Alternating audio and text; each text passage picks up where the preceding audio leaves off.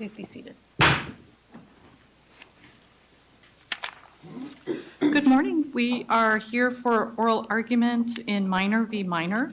As you know, we both record and live stream these proceedings, so please give your name and the name of your party before you begin. According to our current protocol, you'll each argue from the podium at the council table. You'll have 20 minutes per side, although you are not required to use all of that time. We do require that you keep track of your own time, and the clocks on the podiums reflect your total remaining minutes, including any amount of time that you would like to reserve. I will also try to give you some signposts. Please keep in mind before you start that we have read all of the briefing, we've studied the record, and we've discussed your case in conference before the oral argument. And so, Mr. Dietrich, you may proceed. Thank you, Your Honor. May it please the court, Ray Dietrich for Eric Minor, who's the appellant. This case is more like Kajeda than it is DeLint. And the reason is, unlike DeLint, the Kajeda court and this case entered a domestic relations order. Those orders set terms. Those are orders of the court. Very important. In fact, it's the same quadro drafter that drafted both of those orders, both Kajeda and this case. But they're not identical, right? They are not, and that's going to be my second follow-up. They're the same drafter, not identical except for one clause. And the drafter used the language that quadro attorneys do, language acceptable by the plan, public safety, and he used identical language except for one clause. And that's, let's call that the direct payment clause. I'm going to later call it the dictum clause.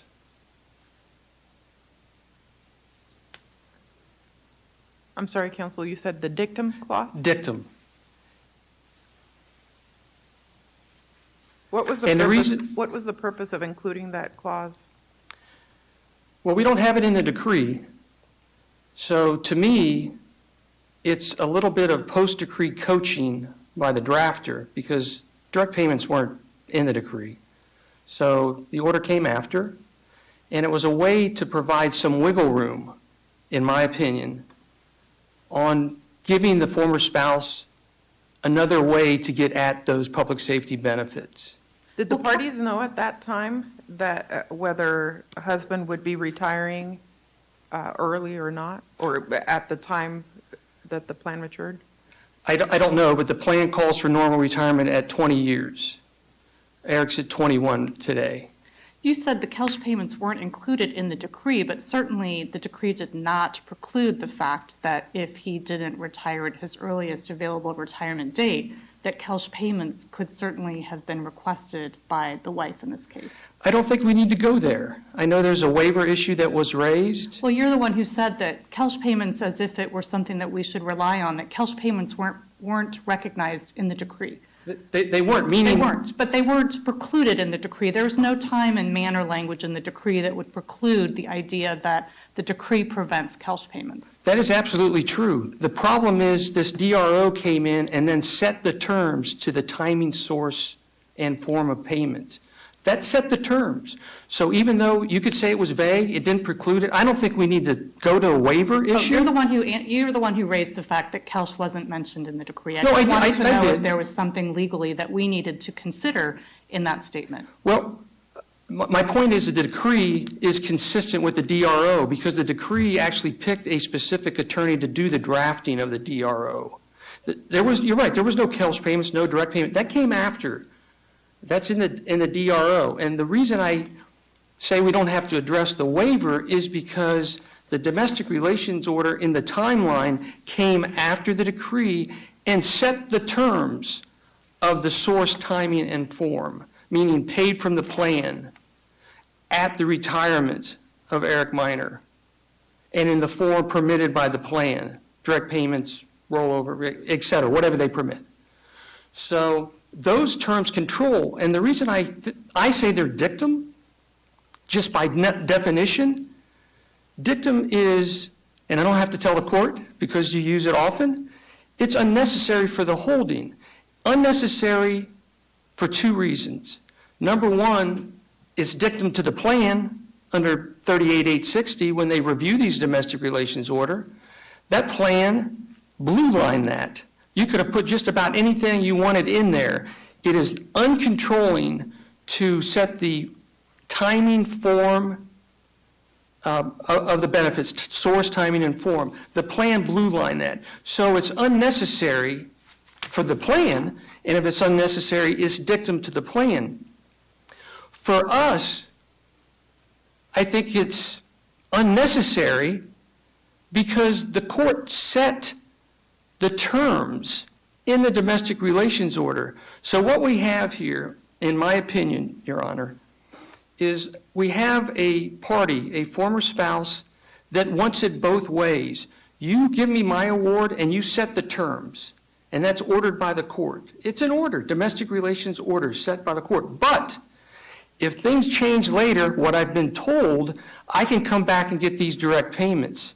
So to me, this is a really dangerous precedent to allow parties to modify terms of a court order just because they have learned or there's a change of circumstances that perhaps I can do it a different way. In these cases, isn't there always the potential? I mean, at the time you're entering the order, the plan hasn't matured. We're not at the point of decision-making on retirement. Isn't that right? That's true. They still have to do a calculation because there was a time rule formula. Yes, ma'am.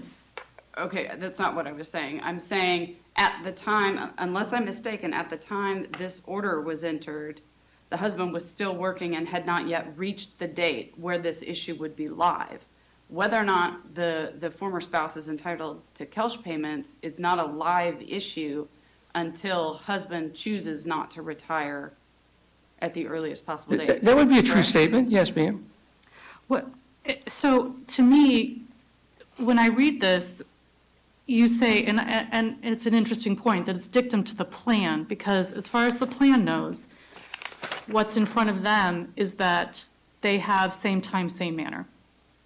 But what the inserted extra, what you call dictum language says, is that if in the event a Kelch payment is required in the future, an amended order shall be entered to reflect that amount. And so you wouldn't be asking the plan to do anything different. You're exactly right. According to this DRO, the plan is going to do same time, same manner. The only reason why the plan would be directed to do anything differently is if, in fact, an amended order is entered to reflect the fact that Kelch payments need to be considered in how the plan administrates the order. So you're right? The plan is going to go the same time and manner in the ones that they entered, and there is a raising of a hand and acknowledgement that Kelch payments may pay that, and plan, you don't have to pay attention to that unless we enter an amended order. How is that something that prejudices future parties or makes anything unstable to the plan?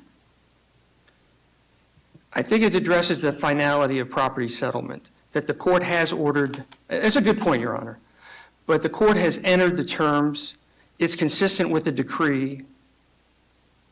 And to allow a party to come back to take those terms back, I think is dangerous. It just sets a bad precedent because of the finality of property settlement. But go ahead. This DRO is a stipulated order, right? It is. They both signed it, So it's not yes. like the court is choosing to allow a party. The parties agreed in this language that the issue is not resolved here. The parties agreed together that this would be an issue for future resolution and the potential for Kelch payment. So this is something specific to this case in terms of this language in paragraph 3D of the DRO.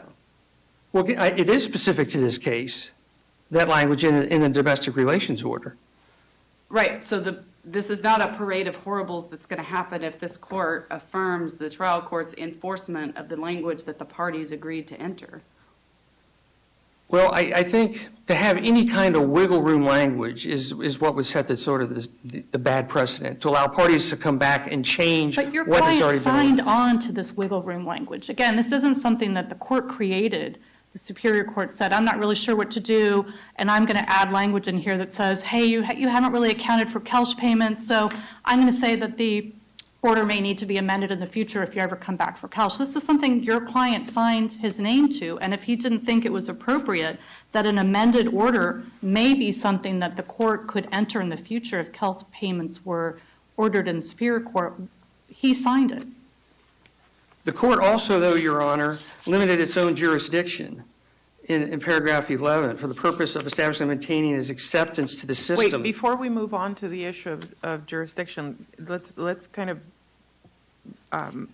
get a response to the issue that's been kicked around by my colleagues.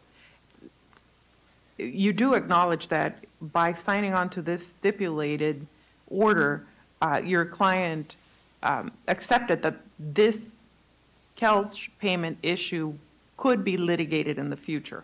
I think that's true, Your Honor. You have to read it that way. It could be, yes. All right, go ahead. The jurisdiction of the court, though, the Superior Court, they said in paragraph 11, because Kelch payments are direct payments, so they limited their jurisdiction, but only for the purpose of establishing or maintaining its acceptance of the DRs to the relevant system or plan. So there is no, direct payments come directly from Eric to the former spouse.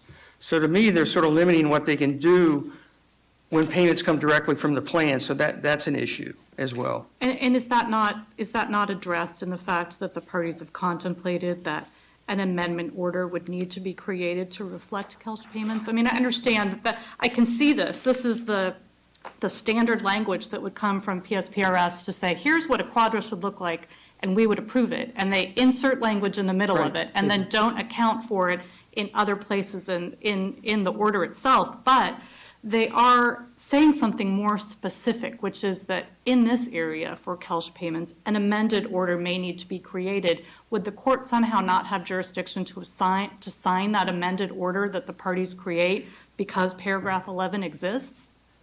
I don't think they would have it, because they're limiting for the specific purpose. It says only purpose, and you're right, that's common language. I noted in a footnote. The plan uses that. I cited another case, same exact language. So they should have had perhaps the best way to do it, to make that a little clearer on jurisdiction, would to add some kind of direct payment language in number 11. But they didn't. They just took what was sort of standard, typical, and inserted it into 11. But it does say for the only purpose of establishing or maintaining its acceptance to the relevant system or plan. The other thing that I raised, Your Honor, is the pension clause. And I think, and I also talked about balancing between community interest and retirement of a participant. So we have the pension clause in Arizona. And I understand this is an indirect sort of application or attack on that. But the purpose is to have a solvent system. And it relates to the employees. In other words, that pension clause is not there just to show the world that we have this much funding in our trust, et cetera. The purpose of it is to allow employees, police officers, firefighters, Eric's a police officer, public servants, that's why we have public safety, to have the appropriate retirement. And I think when you cut into this, I think it's a public policy issue, and I cited a New Mexico case. It says we should try to balance those two issues. And I think it's out of balance if you allow a former spouse to come in and tap into a retirement prior to that retirement. Even though it's mature, he can still work beyond that. The plan allows him to go 10 years beyond. So I think there is also a public policy issue that. And are you saying that there is a constitutional argument that Kelch itself is unconstitutional in allowing the spouse of a non-retiring party, a pension holder, from getting Kelch payments is in and of itself unconstitutional under the pension clause? In application to public safety, I would argue yes. Okay.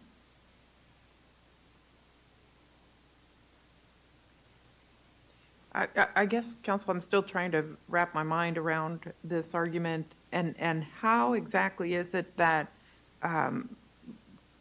the public service employees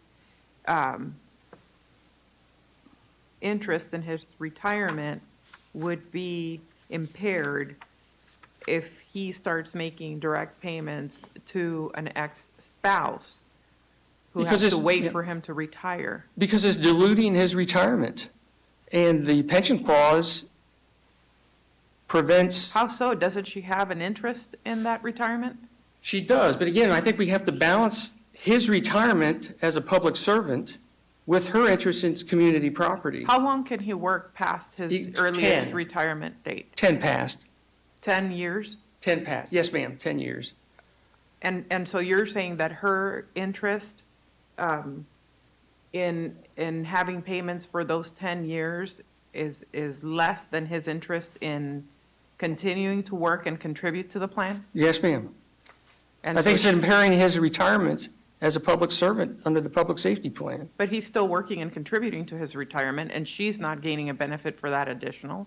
If she's getting direct payments, she would not, but he has to carve that out and pay her.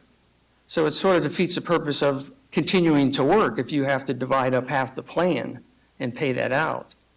Which I guess is his choice if that's the case, correct? I mean, it's not prohibiting him from working. No, it's not. It's not. It's just something I want you to consider. Okay, That's all I have. great, thank you. Mr. Riley, when you're ready.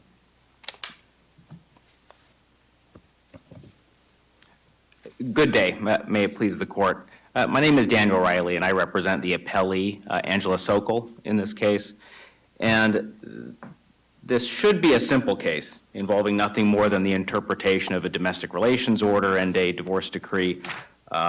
Unfortunately, it has become more complicated on appeal with multiple issues being raised that were not presented to the trial court.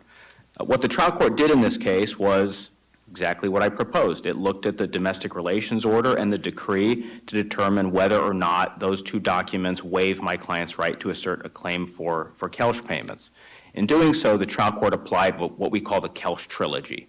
Kelsch versus Kelsch, Quijada versus Quijada. I was counsel in that case. It's pronounced Quijada, not Quijada. And Dalent versus Dalent. Kelsch was a Supreme Court case from 1986. In that case, the Arizona State Supreme Court held that when a decree awards a former spouse a portion of a pension, it grants to that spouse an immediate, present, and vested interest in that pension. The problem can arise in certain public sector pensions where the pension plan is not able to issue payments to an alternate payee until the employee actually enters into a retirement status. In that situation, Kelsch explains that the member cannot unilaterally delay the alternate payee's right to collect pension benefits. If the decree awards a share of a pension, the pension is now mature. The pension cannot pay the alternate payee until the member actually leaves service, and the member has chosen not to leave service. In those cases, the member has to make out-of-pocket payments to the former spouse in the amount he or she would otherwise be receiving from the pension. Let's jump to Quijada. So the language, and let's look at that case and the language in this DRO. The language in paragraph 3A, the same time and same manner, is the same language from Quijada, correct? It is. It's the same language in every domestic relations order that's submitted to nearly every public sector pension, whether it's... But the point being, it's the language that the Quijada court relied on in saying basically waiver. Exactly. This was exactly what you agreed to. You're bound by that.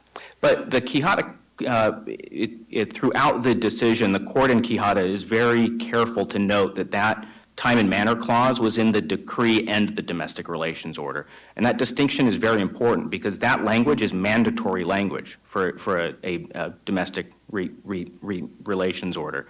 Whether it's a pension under ERISA, Title 38, at the end of the day, the pension plan administrator is the person who ultimately has the authority to determine whether or not dividing... Sorry, I would like to get back to that. I apologize. Trying to get to the point where we're looking at paragraph 3D and paragraph 3A and how do we read these two things together, recognizing that, as you point out, the 3A language is standard.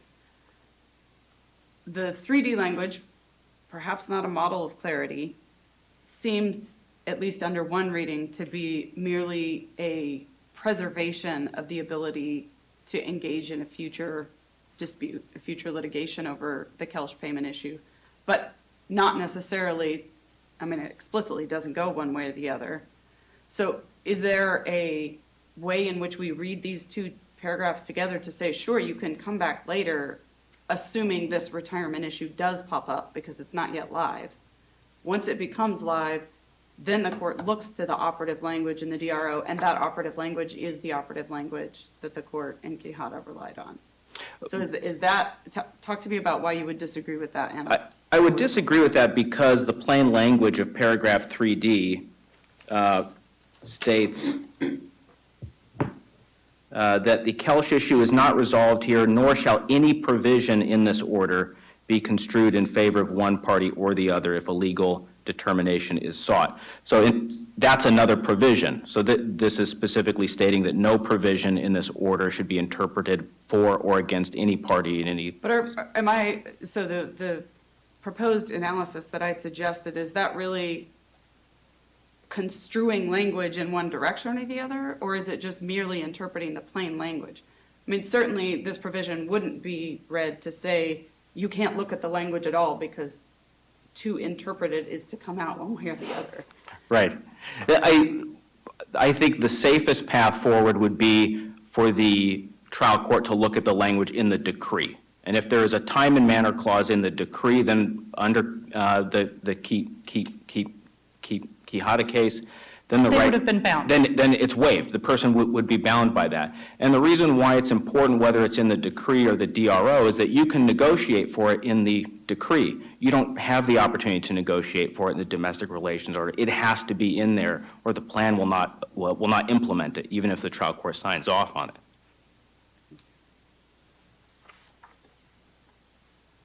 And this issue was also raised in the DeLint case. So Quijada and DeLint, they come out a few months apart. I think 6 months apart. These two decisions come out, and they both deal with the issue that's in front of the court today, which is a post-decree request for a Kelch payment in a case in which the pension was not mature at the time the parties divorced, and so Kelch could not have been raised at that point because it was not ripe at that point. The elements were not met. It later became ripe, and the alternate payee filed a petition requesting an award of Kelch payments. In Quijada, the court said the person has already waived that because there's a time and manner clause in both the decree and the domestic relations order. In DeLint, the court said there is no time and manner clause in the domestic relations order. Therefore, the right to assert this claim once it becomes ripe is preserved. So in other words, the default is the right is there, it's preserved, unless the parties have previously waived it by agreeing the alternate payee will only receive their benefits from the pension, and they will only receive them once the pension starts to pay out to the member spouse. And that decree is remarkably similar to the decree that was at issue here. In the DeLint decree, it simply said the alternate payee is awarded 50% of the community portion. This decree likewise says the alternate payee receives 50% of the community portion. So the language in these two decrees is nearly the same. I apologize, Your Honor. Did you have you look like you were going to ask me a question. No. Oh, okay, sorry. Nope. Could I ask you just for a minute to take up the jurisdictional argument? Talk to me about your thoughts on that. Yes. The trial court has inherent authority to enforce its own orders, and that includes the authority to amend its enforcement orders based on changes in circumstances. That issue was addressed in Corbin versus Portland Cement, Irvin versus Daly. It's understood the trial court has inherent authority to enforce its own orders, and that's what a domestic relations order is. It's an order enforcing whatever the provisions in the decree are. And so it can be amended from time to time if there's a change in circumstances that would affect the domestic relations order. For example, let's say someone has a private pension governed by ERISA. A domestic relations order gets entered, that company later goes into bankruptcy status. That domestic relations order will no longer award that person, the alternate payee, a share of those benefits. You need an amended order that now goes to something called the Pension Benefit Guarantee Corporation, which is a quasi-governmental entity that steps in to assume control over private pensions when the pension administrator is no longer there and able to manage the funds in the pension. That would be a situation where the trial court would have to use its inherent authority to issue a new domestic relations order, even if there was that language in there saying you cannot amend a domestic relations order except to maintain compliance with the plan. And we're not there yet. I mean, my understanding procedurally is that the court made the ruling on Couch and the appeal came. So there hasn't been an amended order that the court has been presented with, either that they've amended themselves or that the parties presented, correct? That is correct. And we readily stipulate that an amended order has to be entered because the Van Loan formula is slightly different from the Kelsch formula.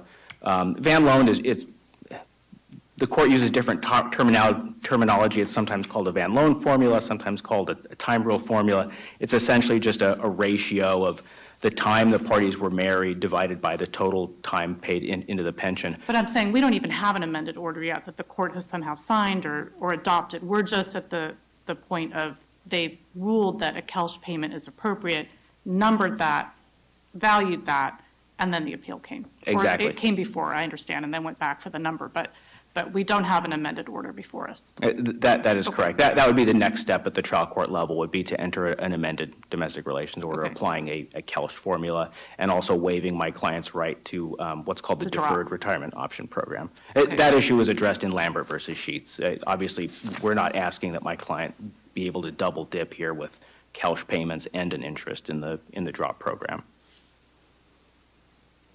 The constitutional argument that was raised based on the pension clause is a stridently radical interpretation of the pension clause that would undo, say, 1986 through today, nearly 4 decades of case law, Arizona Supreme Court case law. What the pension clause says is that the state cannot impair a state employee's retirement benefits. And the reason that clause exists is because the state wants to guarantee that anyone who is a civil servant will not suffer the situation in which, by legislative fiat, the legislature could come in and take away someone's pension that they've worked years and years to accrue. It has absolutely no relevance to a division of property under community property laws. New York addressed this exact argument in McDermott versus McDermott. Their pension clause is nearly identical to the one in Arizona, and they clearly and unequivocally stated this has absolutely no applicability to community property law, and award of a civil servant's pension benefits to an alternate pay does not impair their benefits in any way whatsoever. It does not affect, I believe the term that counsel used was the solvency of the pension system. I have no idea what that means. A Kelsch payment is a direct payment made from the member to an alternate payee. It has absolutely no impact on the solvency of the pension system. It doesn't cost the pension system anything they don't oversee Kelsch payments, they don't make Kelsch payments. I have no idea what that reference meant in conjunction with his constitutional law claim. Were there any other questions that the court had or any other issues you specifically wanted me to address today? No, I don't think so. I believe I've addressed all the issues that were raised on appeal. Thank you for your time. It was a pleasure. Thank you. Mr. Dietrich? Yes, ma'am. Just a couple points. I talked about impairment under the pension clause. So I think when you drain somebody's ability to continue to accrue retirement benefits, that impairs and attacks the purpose of that clause. The issue of ripeness. What if the fact that clause applies to it's for the solvency state actors? Yeah, the solvency, I'm unaware of that, but it's for the solvency of the plan. So I think you have to look to the purpose of that clause because solvency relates to funding the actual public servants. So I'm going to admit it's an indirect attack on that, but I think it's something to consider. Right. On ripeness, the argument that, well, we didn't really address these direct payments in the decree because it's not ripe, he's still working, that's a cop-out. These issues typically aren't addressed by the family law attorneys in the decree. We all know that. So this was a post-decree, hey, I think we should add these Kelsch payment clause in this. Had nothing to do with ripeness. The other thing, the decree is different from Delint and here. Delint is much more broad, awards an interest in the plan, but in our case, it's very specific, and even names an attorney, even though they Who said... didn't actually draft the quadro. Georgia Wilder did not draft this quadro. That's right. So it names someone who didn't draft it. Yeah, evidently there's some negotiation on who to pick, et cetera. So you're right, but it did name an attorney. It called out a quadro, even though it doesn't apply to the plan, but we know it's an assignment order. So the argument was made that identical language is not identical. Delint was much more broad. This is much more specific, which if you're going to argue she waived, it would be easier to do so under this language we used in our case versus Delint. And by the way, Your Honor, I like to say Quijada. It's Quijada, I'm sorry. And that's all I've got. All right, thank you. Thank you both for your arguments. We'll take this matter under advisement and issue our decision in due course, and the court is adjourned.